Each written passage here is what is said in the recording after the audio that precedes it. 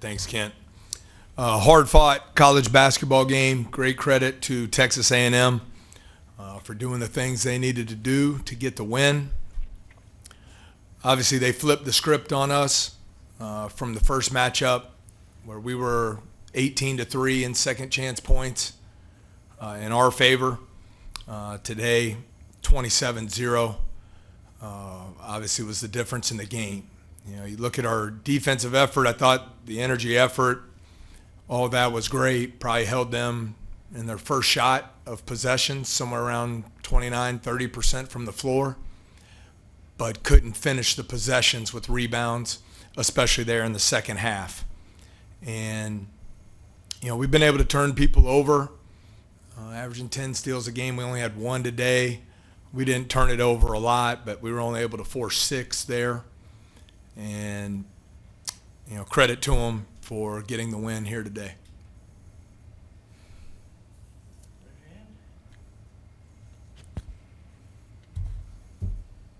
Matt, what goes into what they do, to get the offensive rebounds they get? It was just like a clinic almost. What makes them so good on the boards? I would say it starts with relentless effort. I'm sure it's emphasized every day in everything they do.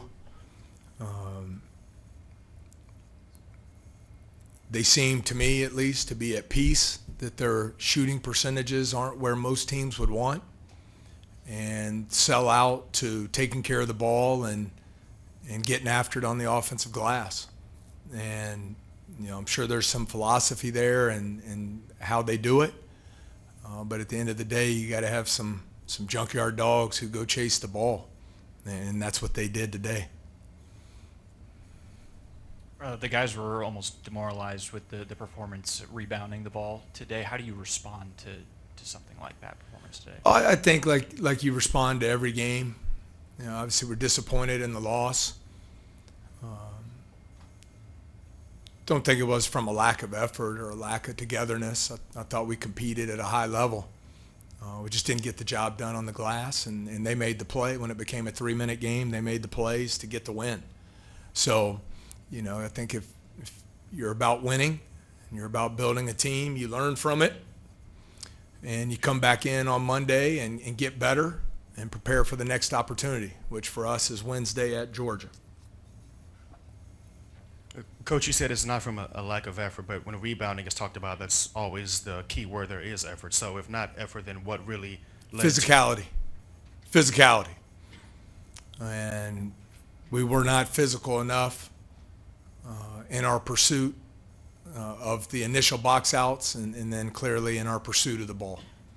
And they won the battle of physicality at their place. We won it, and we won the game. They won it here and won the game. Coach, 2 for your last 11. So did you see any kind of changes in the A&M defense in those final minutes, or what's your assessment of where you guys fell short there? Yeah, I think we had some opportunities. I thought when we were at our best today, a lot of it's the design of their defense is when we had possessions with multiple drives, kickouts, extra passes. We were able to keep them in rotations. We ended up assisting on 15 of our 25 baskets, which is a good number for us, right at 60%.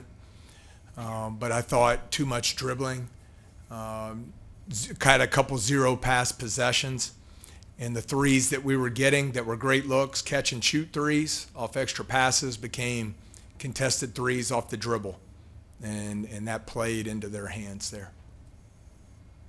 Coach, you asked a few weeks ago that fans come out for games, win or lose, and we saw that today. Can you just speak how that boost the morale of the team and how that did help in the end? Yeah, I think great atmosphere, great energy in the PMAC.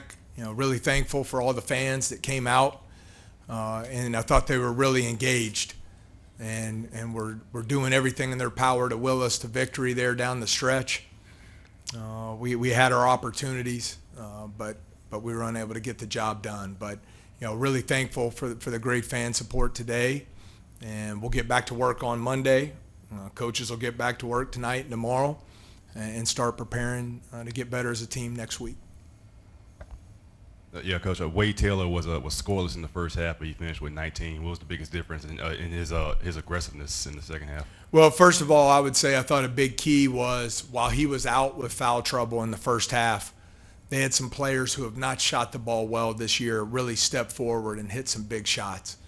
Garcia makes 2 threes, Carter makes 2 threes, Obaseki makes a 3, and that enabled them to hang around. And so credit to their bench and some of their guys who have not shot it at a high level for the shots they did make there in the first half. And then in the second half, he's going to get going at some point. I thought again, 6 of 17 is not bad from a defensive standpoint. He hits the big corner 3 to push the lead out there with a couple minutes to go. But when he did take some of those tough shots where we guarded him well, we weren't able to finish the possession with the box out. So, he scored 31 and 41 his last 2 games for a reason. Really good player. Coach, it felt like a lot of looks, especially in the last 4 to 5 minutes. Felt a little bit forced, especially from guys like Jalen and Jordan.